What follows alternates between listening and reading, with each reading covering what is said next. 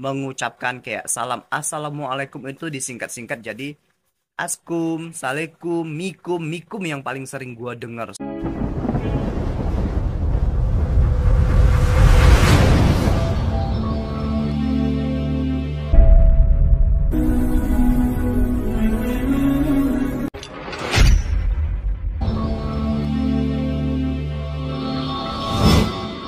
Assalamualaikum warahmatullahi wabarakatuh. Teman-teman sekalian masih ingat yang tempo hari kita posting pria non-muslim yang mengkritisi habis-habisan tentang kaum muslimah yang berjilbab yang tidak sesuai dengan syariat. Non-muslim ya, Chinese non-muslim tempo hari. Kali ini kita angkat lagi, tetapi yang dia bahas bukan lagi tentang jilbab, tetapi tentang pola pengucapan, kebiasaan pengucapan salam yang disingkat-singkat. Salam dalam kaidah Islam ya, yang disingkat-singkat. Assalamualaikum atau Assalamualaikum warahmatullahi wabarakatuh itu disingkat yang macam-macam. Nah, seperti apa kritik dia? Coba kita lihat dulu ya, kita lihat dulu.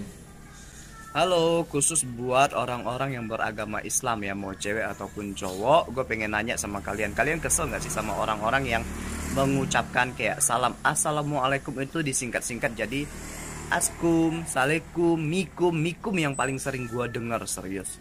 Gue aja yang non-muslim gue kesel banget gitu loh. Gue gak suka orang yang menyingkat-nyingkatkan salam karena artinya udah beda. Kayak askum itu kan kayak lu bilang celakalah kamu. Kalau apa salekum, matilah kamu artinya. Kalau apa mikum dalam bahasa Ibrani itu kan mari bercinta gitu loh. Sedangkan dari artinya assalamualaikum itu kan bagus banget doanya kan, semoga keselamatan terlimpah untukmu gitu loh. Masa kalian singkat-singkat, padahal kalian ini loh apa namanya, terlahir dari lahir itu memegang Islam. Masa kalah sama yang non muslim nggak tahu artinya gitu kan. Gue nggak masalah sih, cuman gue kayak nggak suka aja dengernya, soalnya gue pengagum agama Islam, agama kalian. Lain kali kalian jangan menyingkat-nyingkat salam lagi ya, maupun langsung ngomong ataupun di chat ataupun komentar ya. Salam toleransi. Itu teman-teman sekalian, sedemikian dia menemukan beberapa kata yang tidak sesuai dengan maksud salam itu sendiri. Baik, itu ya, itu opini dia. Di dalam hal ini ya kita benarkan, karena memang salam itu sesungguhnya adalah suatu doa kepada Allah Subhanahu wa taala. Bukan hanya sebatas pola berkomunikasi antara satu pihak manusia dengan pihak yang lain, tidak. Bukan sekedar greeting, bukan sekedar greets atau sapaan, ya, bukan sekedar itu.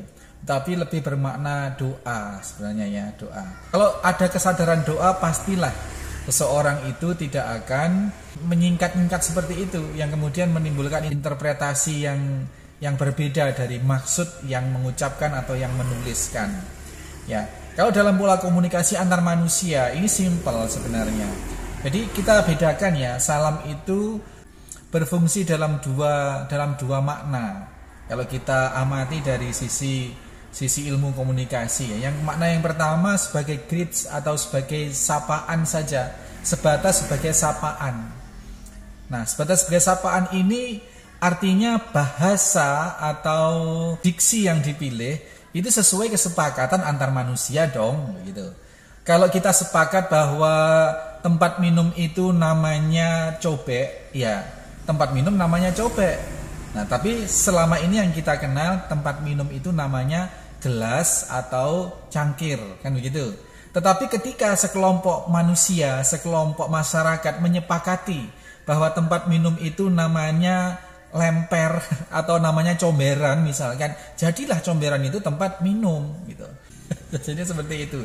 Jadi ketika salam di sini hanya sebatas bermakna sapaan, itu is okay, no problem, tidak masalah begitu ya, tidak masalah. Tetapi ketika salam ini bermakna doa, bermakna sesuatu yang lebih tinggi dari sekedar sapaan, ya kita harus taat, harus patuh dengan aturan yang berlaku. Misalnya doa. Doa itu memang tidak bisa dong doa itu disingkat-singkat gitu. Tadi itu kalau dikatakan itu tadi ya, misalkan assalamualaikum, itu kita kalau nulis surat, nulis SMS, nulis WhatsApp misalkan, Kalau dulu nulis BBM itu kita singkat AS gitu. Itu dalam bahasa Inggris artinya kan pantat gitu. Tapi maka ketika salam yang kita maksud ini kita peruntukkan untuk suatu doa, maka tulisan AS ini yang tidak masuk, justru malah bermakna yang jorok begitu. Atau tadi dikatakan oleh siapa tadi yang non muslim, askum, itu celakalah kalian, mikum, mengajak hubungan badan. ini pola-pola sapaan. Tetapi yang ingin kita tekankan dalam hal ini agar konten, agar omongan kita ini bermanfaat adalah ketika kita berbicara salam, maka di situ mengandung sesuatu yang luhur. Ya, kalau dari sisi manusiawinya, komitmen antar manusia, ini yang kita bicarakan. Kalau salam ini bukan hanya bermakna sapaan, tetapi bermakna doa.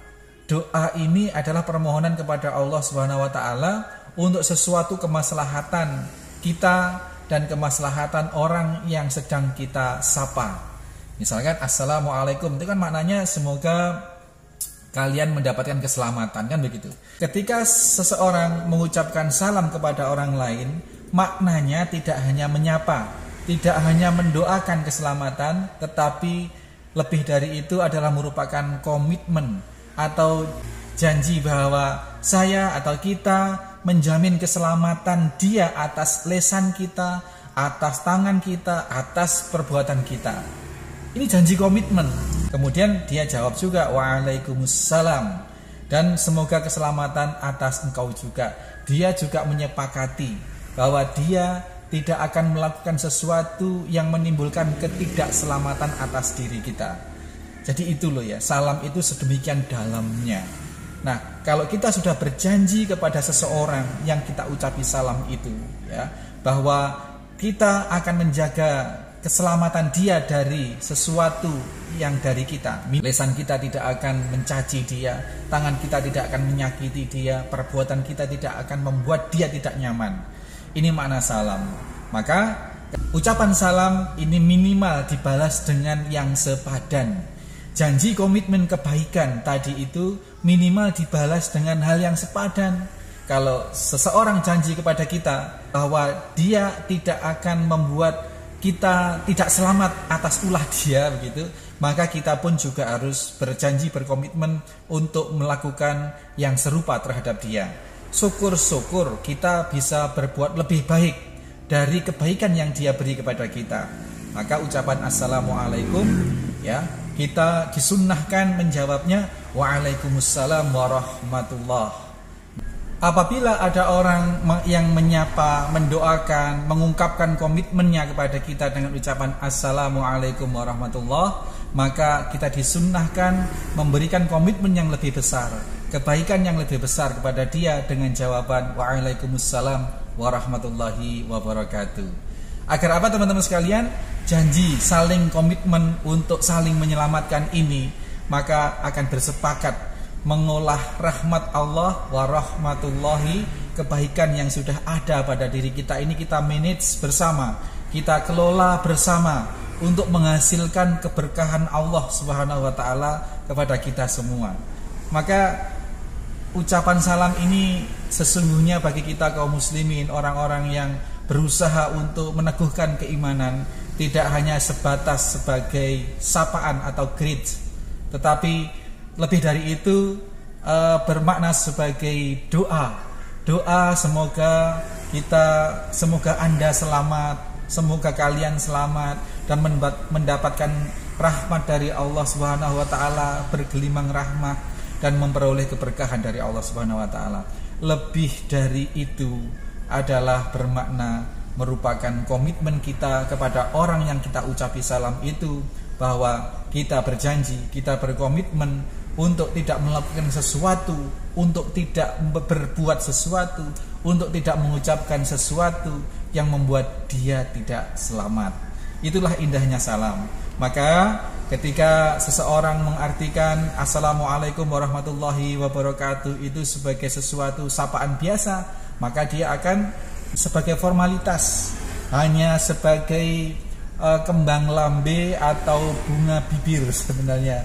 Tetapi apabila sudah bermakna doa dan bermakna komitmen kemanusiaan tadi itu, maka akan terikat oleh ketentuan-ketentuan, timbul hukum-hukum yang menyertainya, ya, yang menyertainya. Bagaimana seseorang mendoakan keselamatan dunia akhirat kepada orang yang non muslim misalkan, itu tidak diperkenankan, sehingga ada di dalam pembahasan khusus tentang salam ini, bagaimana seharusnya kita mengucap salam kepada sesama muslim dan kepada yang non muslim, dan juga bagaimana kalau kita mendapat ucapan salam dari orang yang non muslim. Maka ini pembahasan tersendiri. Nanti insya Allah ya. Tapi kali ini kita membahas kita ini yang Chinese, yang non Muslim, yang sedemikian concern dengan Islam. Kemarin jilbab dia menyatakan pengagum agama Islam meskipun dia bukan Islam. Ya kita apresiasi apapun, kita ambil pelajaran, hal-hal positif, sisi-sisi positif kita ambil, dan kita bangun pemahaman kita tentang salam ini. Tidak cukup bagi kita hanya berucap salam itu hanya sebatas sapaan saja. Kita tidak mencukupkan diri hanya sebatas doa kepada Allah sebagaimana makna Assalamualaikum warahmatullahi tadi itu, tetapi kita mengembangkan. Ketika kita mengucapkan salam kepada seseorang, berarti kita berkomitmen untuk menjaga diri, untuk tidak berbuat, bertindak, berbicara yang bisa membuat dia tidak selamat. Mudah-mudahan cukup jelas dan bermanfaat. Assalamualaikum warahmatullahi wabarakatuh.